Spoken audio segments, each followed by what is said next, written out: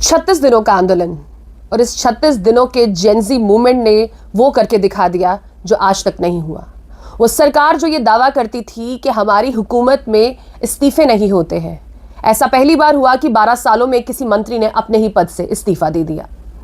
ये इस्तीफा वॉलंटरीली नहीं था, ये इस्तीफा अंडर प्रेशर दिया गया है। वो प्रेशर जो देश के कोने कोने से निकला, एक मूवमेंट की शुरुआत हुई और उस मूवमेंट ने तख्ते पलट कर रख दिए। कॉकरोच जनता पार्टी ने जब ये मूवमेंट की शुरुआत की थी तब ये महज एक मजाक लग रहा था। हर किसी को लग रहा था कि ये एक ह्यूमर है, ये एक सटायर है और जिस तरीके से ये मूवमेंट मजाक में शुरू हुई है वैसे ही बंद हो जाएगी।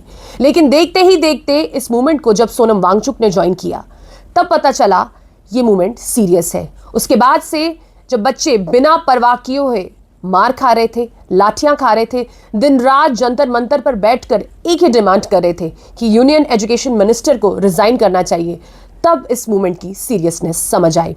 देखते ही देखते ये मूवमेंट सोशल मीडिया से होते हुए सड़कों पर उतर गया और देश के कोने कोने से जेनजी ने एक आंदोलन की शुरुआत कर दी। उस आंदोलन ने एक बड़ा रूप लिया और एक नया रेवोल्यूशन लाया, जिसके चलते 12 सालों में पहली बार किसी मंत्री ने अपने पद से इस्तीफा दिया। वो इस्तीफा जो आज से बहुत दिन पहले हो जाना चाहिए था, वो इस्तीफा जिसे आते आते 36 दिन लग गए, वो इस्तीफा जिसके चलते युवाओं ने इतनी ज्यादा मार खाई, इतने बेरहमी से ट्रीट किए गए।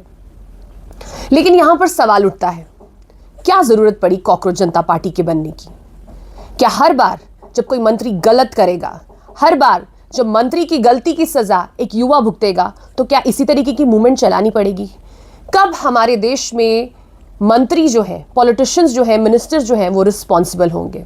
इस मामले में हमें सोच विचार करने की जरूरत है, क्योंकि यहाँ पर हर किसी को पावर चाहिए।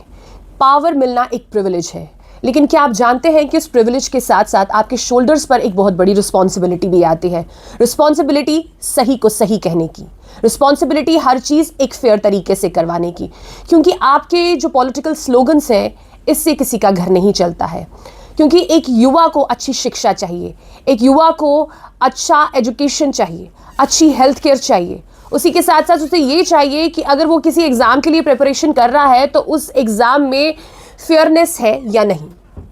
लेकिन हमारे इंडिया में मोस्ट ऑफ द चीज़ें जो हैं वो उल्टी चलती हैं। अब बात करते हैं यूके की, ब्रिटेन की।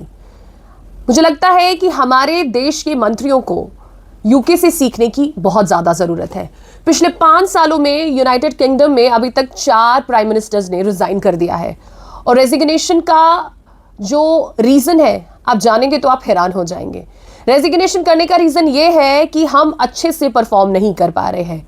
जो वादे हमने अपनी सरकार के साथ, जो वादे हमने अपने लोगों के साथ किए थे, उन पर हम खरा नहीं उतर पा रहे हैं। यही रीज़न है कि हम अपने पद से रिज़ाइन करते हैं। पिछले 5 सालों में ब्रिटेन में 4 प्राइम मिनिस्टर चेंज हो चुके हैं और यही एक रीज़न दिया गया है कि हमारे से उस तरीके से परफॉर्म नहीं किया जा रहा है।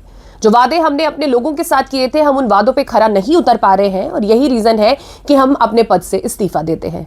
क्योंकि जब हम बात कंपटीशन की करते हैं, हम बाहर की इकोनॉमीज़ के साथ खुद को कंपेयर करते हैं, हम उनके लेवल पर जा रहे हैं, तो ये भी चीज़ हमें उनसे अडाप्ट करने की ज़रूरत है कि किस तरीके से वो गवर्नेंस करते हैं, कैसे लोग जो है उनका बिल्कुल सेंटर ऑफ अट्रैक्शन रहता है, लोगों को मद्देनज़र रखते हुए वो तमाम फैसले करते हैं। क्योंकि जिन लोगों से वो वोट लेते हैं, इंडिया में भी जिन लोगों से आप वोट लेकर पावर में आते हैं, जो लोग आपको मंत्री बनाते हैं, बाद में आप उनकी ही राइट्स क्यों भूल जाते हैं?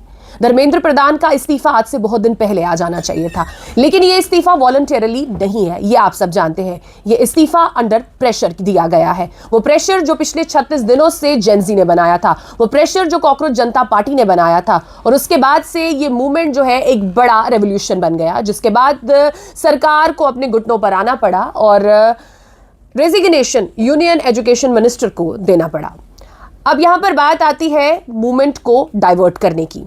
हर वो पॉसिबल कोशिश की गई कि कॉकरोच जनता पार्टी के प्रोटेस्ट को हाईजैक किया जाए, उसे अलग अलग नाम दिए गए। ये कहा गया कि उससे फॉरेन फंडिंग हो रही है, ये कहा गया कि पर्टिकुलर कम्युनिटी उससे चला रही है, फिर उससे पॉलिटिकल पार्टीज के साथ जोड़ा गया। और उसके बाद जब सोनम वांगचुक ने उसे सपोर्ट करने की बात की, जब सोनम वांगचुक बच्चों के हित के लिए, बच्चों के राइट्स के लिए अनशन पर बैठ गए, सोनम वांगचुक को चाइनीज एजेंट तक करार दिया गया।